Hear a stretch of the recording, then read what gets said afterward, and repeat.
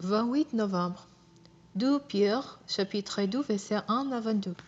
Autrefois, il y a des prophètes des mensonges parmi le peuple d'Israël. Il en sera de même parmi vous. Ces enseignants des mensonges introduiront subitement parmi vous des erreurs qui mènent à la perdition.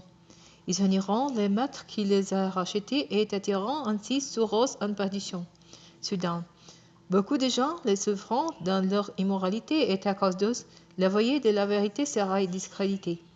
Par amour de l'argent, ils vous exploiteront avec des histoires de leur propre invention. Mais il y a longtemps que leur condamnation est à l'œuvre et que la pétition les guette.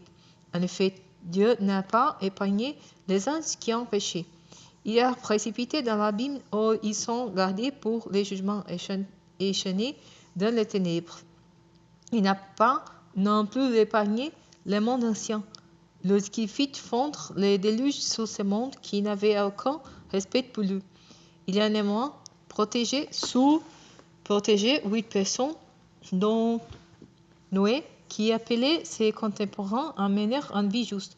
Il a condamné à la destruction des villes de Sodome et de Gomorrhe et les réduisant en saints pour donner à ceux qui se révoltent contre lui un exemple de ce qui leur arrivera.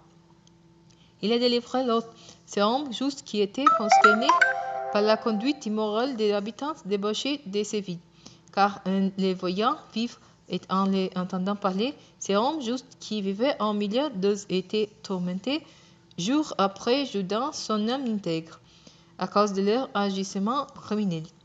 Ainsi le Seigneur sait comment délivrer de la preuve les personnes pieuses et réserver ceux qui font le mal pour les jours de jugement où ils seront châtiés.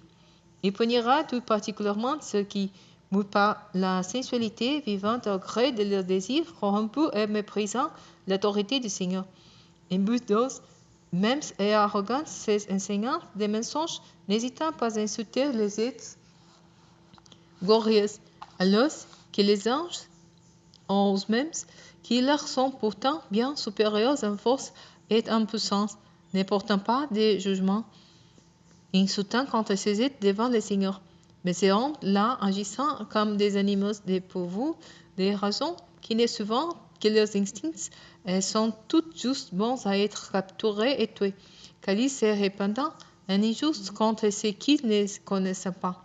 Aussi paieront-ils comme des bêtes. Le mal qu'ils ont fait leur sera payé en retour.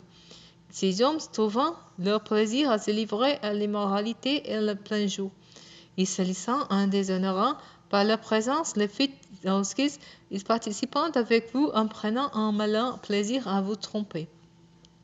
Ils ont les regards chargés d'adultère et d'un besoin insatiable de péché. Ils prennent au piège les personnes mal affermies. Ils n'ont plus rien à apprendre ce qui concerne l'amour de l'argent. Ils sont sous la malédiction divine.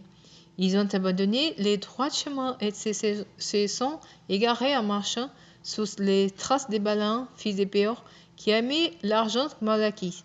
Mais il a été rappelé à l'ordre pour sa désobéissance. C'est un Anès qui, se mettant à parler d'une voix humaine, a détourné les prophètes de son projet insensé.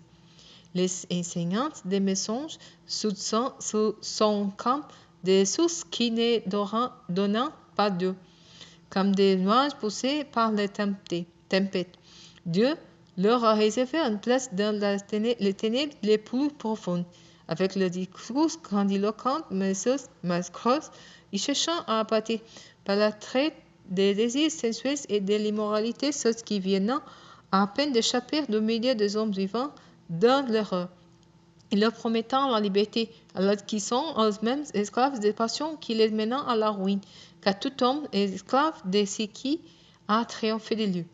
Si, après s'être arraché aux influences corruptrices du monde par la connaissance qu'ils ont de notre Seigneur et Sauveur Jésus-Christ, ils se laissent de nouveau prendre et dominer par elle, la dernière condition est pire que la première.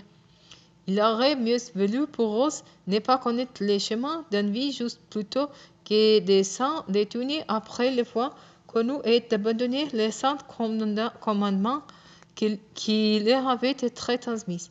Il confirma la vérité de ces proverbes. Les chiens retournent à ce qu'il a vomi.